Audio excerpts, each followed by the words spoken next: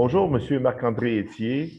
En préparation pour votre présentation au symposium de la chaire UNESCO DCMED 2021, merci de participer à cette entrevue. Pouvez-vous nous parler un peu de vous? Oui, bien sûr. Je suis donc Marc-André Etier. Je suis né en 1969, ça fait bien longtemps maintenant, euh, dans la région de la Naudière, dans une famille d'une enseignante et puis un boucher. J'ai étudié ensuite au primaire, au secondaire dans ce coin-là, puis au cégep, et j'ai immigré à Montréal. C'était pour moi un choc. Ça a l'air fou de dire ça, mais en même temps, pour moi, c'était une grosse différence. C'était autre chose. Je suis allé étudier en histoire, j'ai fait mon bac et ma maîtrise là-dedans. J'ai aussi étudié en philo et puis en enseignement parce que je voulais enseigner au cégep dans le temps. Et j'ai fait des sorties en enseignement qui m'a fait voir qu'il y avait des choses à penser dans l'enseignement, que ce n'était pas juste un travail que ma mère faisait, qui prenait tout le temps, les fins de semaine, les soirs, l'été, mais qu'il y avait aussi des choses auxquelles on pouvait réfléchir. Euh, Parce que comme élève, je ne le voyais pas. Et là, je l'ai vu, puis ça m'a intéressé. Donc, je suis allé là-dedans. Je suis devenu enseignant. Pendant que j'enseignais, je me suis posé des questions sur les manuels d'histoire. Pourquoi ils étaient comme ça? Pourquoi on ne voyait pas les questions politiques comme j'aurais pensé qu'elles auraient dû être montrées? Donc, j'ai fait un doctorat sur la question. Et après mon doctorat, j'enseignais au secondaire et j'ai eu presque immédiatement, j'ai eu un emploi à l'université, à l'UQTR. Donc, en fait, j'avais déposé mon doctorat et puis presque tout de suite après, j'ai eu l'emploi. La soutenance s'est faite pendant que j'étais prof.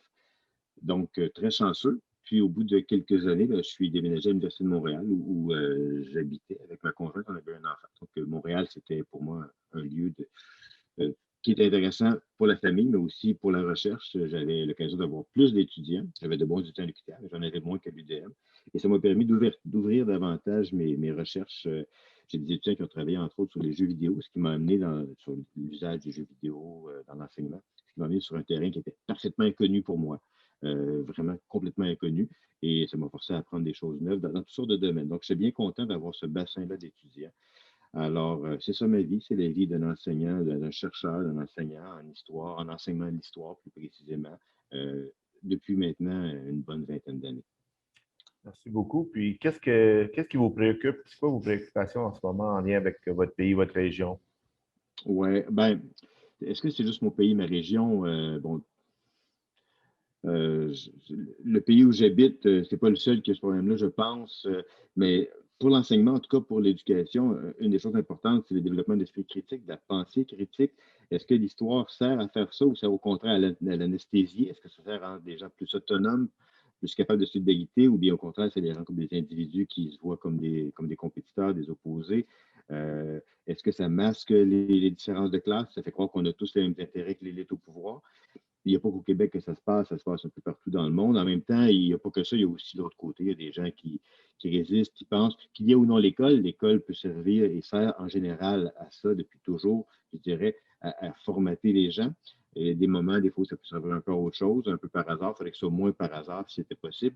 Et donc, c'est une préoccupation que j'ai, le développement de la pensée critique, l'importance qu'on y accorde et le fait qu'on puisse tirer des conclusions si ça ne fonctionne pas, si on n'arrive pas à le faire à l'école, qu'on puisse tirer des conclusions de cela, du genre, ben, il faudrait peut-être changer le monde que l'école reproduit et reflète.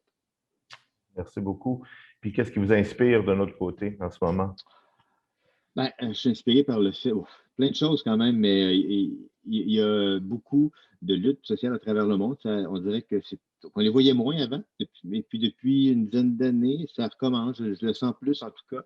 Euh, des- les travailleurs noirs aux États-Unis et ailleurs jouent un rôle incomparable par rapport à leur poids démographique dans la lutte pour l'égalité. Évidemment, c'est lié au fait qu'ils ont aussi un vécu qui est incomparable par rapport à l'injustice. Les femmes, les travailleurs dans le monde recommencent à se mobiliser. Ça me, ça me donne, moi, des confiance en l'avenir pour la recherche, parce que la recherche, souvent, elle est à la remorque de la société. Puis, je pense donc qu'on va avoir plus d'ouverture, des réflexions importantes dans les années qui s'en viennent. Voilà. Bien, je vous remercie beaucoup, Monsieur Marc-André Etier, pour cette entrevue. Et je vous souhaite une bonne journée. Vous aussi, au revoir.